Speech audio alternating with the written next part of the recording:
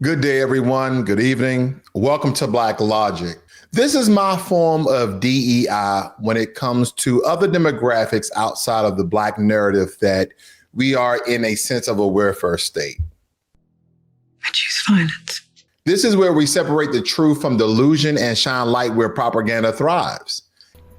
I'm confused. Every time foundational Black Americans mention reparations, every time we demand what is owed, not beg for, you'll hear the same chorus from a certain group of white voices, not all white people, but a certain demographic of the white population. Why should you get handouts? Oh, what a loser. No one alive today owns slaves. You should pull yourself up by your bootstraps. That is the narrative and perspective of some demographic within the white ignorance that they always state. Yet history, their history, tells a very, very different story, because the greatest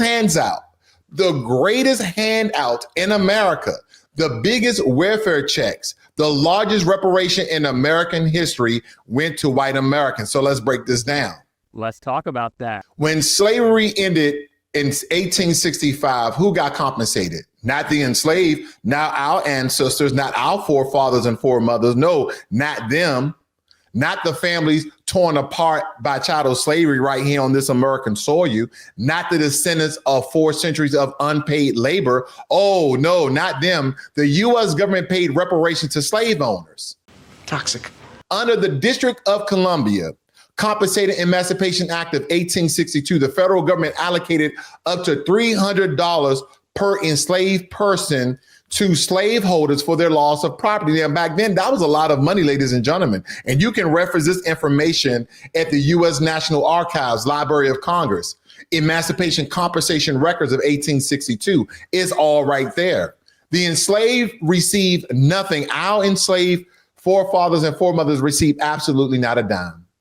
Not a dollar, not a plot, not a right to restitution. We haven't received that. And that is why we're still fighting today. But those slave masters received reparations. Historically not good. So when today's anti-reparations crowd scream to no handouts, they're protecting the legacy of the first government handout, and they were the beneficiaries. That is why so many white families are prominent today. When we look at the Homestead Handout, free land for white America. Between 1862 and 1934, the Homestead Act gave away 270 million acres of Native American land to settlers, overwhelmingly white Europeans and their descendants. You can check that out in the United States Department of Interior Homestead National Monument. The reason why I want to give scholarship and statistics and metrics and actually some of where you can cite the sources, because people are, you're just coming up with a bunch of stuff. No, I want you guys to go and look it up for yourselves. Go Google that shit. See what I'm talking about. You know what I'm talking about, man. Because understand, the true welfare state of America has always been white, not Black. That is the narrative and perspective that they put on our people. When we look at over 1.6 million white families receive free federal land, turning poor immigrants that came to this land with nothing into millionaires within generations. I want you guys to think about that. You show up at a place and you have nothing but the clothes on your back and the shoes on your feet. And this new country, this new land gives you millions of acres in land that are built with all sorts of resource and natural habitats for you to build wealth generation on top of generation. See, economists estimated that land today will be worth over $1 trillion in cumulative wealth. And that wealth was inherited, passed down, and built into farms and factories and businesses. And some people are like, well, my family don't have any land. That is because a lot of these families, they sold their land and they put their money into businesses. As industrial age started to spawn, this is where they did these things. They transferred and they manipulated and they, pretty much put their money where businesses were going. But while Black freedmen and freed women were promised 40 acres and a mule, again, special order number 15 that people don't really want to cite, they hand it in, then they stole it back by the same government. They say, yeah, we're going to give you 40 acres and a mule because we gave all these other white Europeans from Europe all this free land. So we're going to give you guys 40 acres and a mule. We're going to give you 40 acres and a mule so you can tend to the land. Ungrateful. but then they took it back. The government did, by the way of the president at the time. And white welfare was called nation building. Oh, we're just building a nation. We're going to give out free land. And black progress was called socialism. You see how that works? When you give us something, it's socialism. But when we give it to white people, it's nation building. Hypocrisy, my friend. The Immigration Act of 1924, also known as the Johnson-Reed Act, was written to preserve the dominance of Northern Europeans, limiting Southern and Eastern Europeans arriving and virtually banning Asian immigration. But here's what is really discussed. It's protected those already here. See, white immigrants from England, Germany, Scandinavia were already granted land loans and access to citizenship, privileges denied to non-white population. Meanwhile, the act institutionalized America's white tether system. Oh, yeah. Yeah. There's some white tethers. For the same social benefits that essentially they stated that Black Americans have fought for, they received first GI Bill. We had a fight for them to expand the GI Bill to Black American troops. You see how these systems work? Yeah. There's Black tethers and there's white tethers, white tether as well. I'm not impressed. Those who came later, the Irish, the Italians, the Polish, the Jews, were folded into whiteness through assimilation and access to state-funded opportunity. And please miss me with the Ashkenazi Jews that there are different ethnic and they're not white. Can we all just do a DNA test? And I'm not trying to be anti-Semitic where people will state, no. If we do a DNA test of the resettling of the Jews that are now, in Israel, can we do a DNA test? I promise you, I guarantee you that majority of them have European DNA. Gotcha, bitch. I digress. I don't want to start an argument, which I've already done. Because when I look at this, ladies and gentlemen, each wave of immigrants received a ladder. Each wave of them.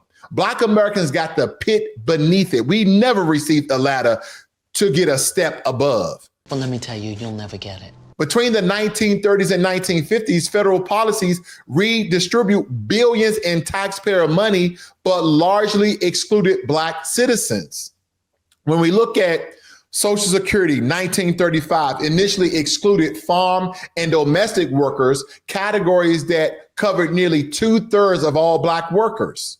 When you look at FHA loans, housing loans, that is, from 1934 to 1968, the government underwrote white suburbia while redlining Black neighborhoods out of mortgage eligibility. By 1960, 98% of FHA loans had to go to white families. And as I stated before, the GI Bill of 1944, Black veterans fought the same wars, but we were systematically denied college admission and home loans. You're goddamn right. In Mississippi, less than 2% of Black veterans receive full GI Bill benefits.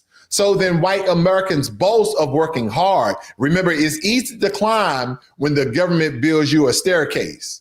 Again, if we're starting from scratch with no resources, no materials, no nails, no hammers, how are we to reach the staircase? How are we to go a step above? But it's very easy when the government builds you a staircase and you just simply walk up it.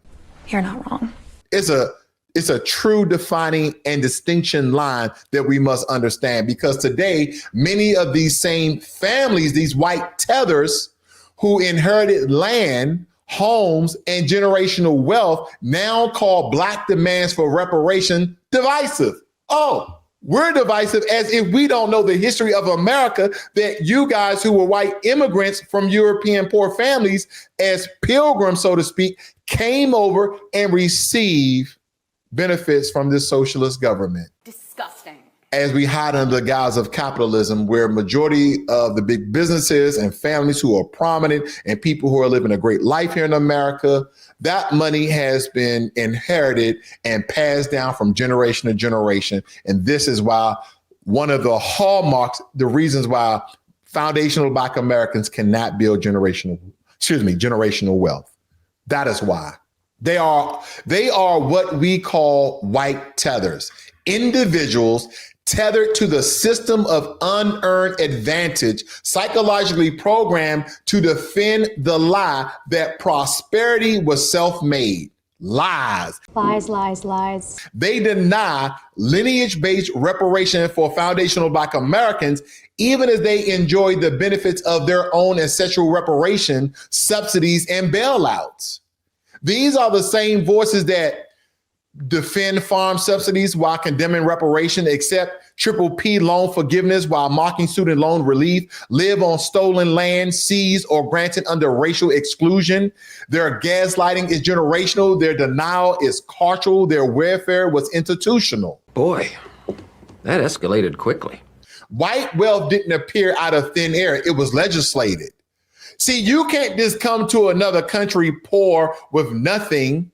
And as they were traveling throughout America to get to certain points where they were giving out land, why do you see those old movies where you just see these white pilgrims wearing these European sort of clothing traveling across America? Because America was handing like hundreds of acres of land for them to settle the area, and they gave it away for free. They didn't give them the land, they gave them resources and materials and tools in order to build the land. They helped them at every step of the way. In 1865, the average Black family owned 0.5% of the U.S. wealth. And by 2025, that number is barely 1.7%, virtually unchanged in 160 years. And they will say, what is the reason for that? It must be because Black Americans are lazy, and they have their Black tether class to come in and state that as well. See, the white tethers and the Black tethers work hand in hand. It will never end. But the problem is the white tethers who operate in a system of discriminatory behavior and the system of white supremacy, when they get finished with the Black tools, they break them. See, white households control over 84% of the national wealth in America. Most of it is inherited. Most of it was built on government programs from which Black people were systematically excluded from. That's not capitalism, that's cumulative theft over the years. When white tethers argue against reparation, they project their own dependency. Their ancestors lived off the state, off of stolen labor, off of stolen land. So when they use, or rather when they see us demanding equity, they see a mirror. They fear exposure more than justice, because to admit our claim is valid means admitting their comfort is construed, or their comfort rather was constructed.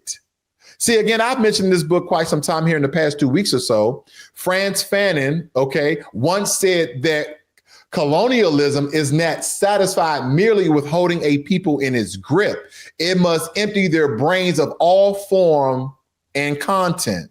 So white tethers aren't just protecting wealth, they're protecting identity. The myth, this so-called myth of the self-made man collapses if Black reparations are recognized. See, no one's talking about these white tethers coming over here who've been coming over here for hundreds of years and benefited from the U.S. government and our tax dollars for quite some time, which have been the social benefit and the net building block of white wealth in America. Not all white people, you got to say it as a disclaimer because you're going to have some hate comments below. Even though I love them, bring them. Just bring it, bitch! But nonetheless, foundational Black Americans built the infrastructure of America. Why is that so hard to get over?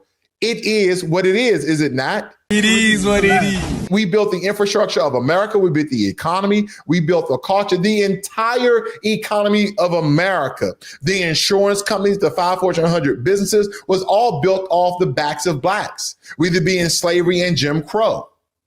And the consensus of this nation, how we look at economics, they're not truly tethering the sense and the foundation of their own wealth. And yet, foundational Black Americans are the only group told that restitution is unrealistic and is too darn expensive, as we fork out millions and millions of dollars of reparations to Native Americans of the 500 federal recognized tribes and Jewish Holocaust descendant survivors or Jewish Holocaust survivors' descendants who receive millions of dollars in money from the U.S. government each and every year. Right. But history doesn't lie. It keeps the receipts. So when I look at this, ladies and gentlemen, when white Americans received reparations, it was called recovery. When we asked for it, it's called revenge for some reason, as though we're not owed this particular money. That doesn't sound good. We won't internalize the hypocrisy any longer because we built the foundation. We built the excuses on top of it. The time for gaslighting is absolutely over and the debt is due. I'm just wondering, now that SNAP is cut off, how many people are truly going to be affected? What race, religion, or creed are they absolutely from? See, if you're new to the channel, hit the subscribe button, hit the like button, hype this video up. This is Blacklogic, where the truth is not emotional, it's evidential. It's huge.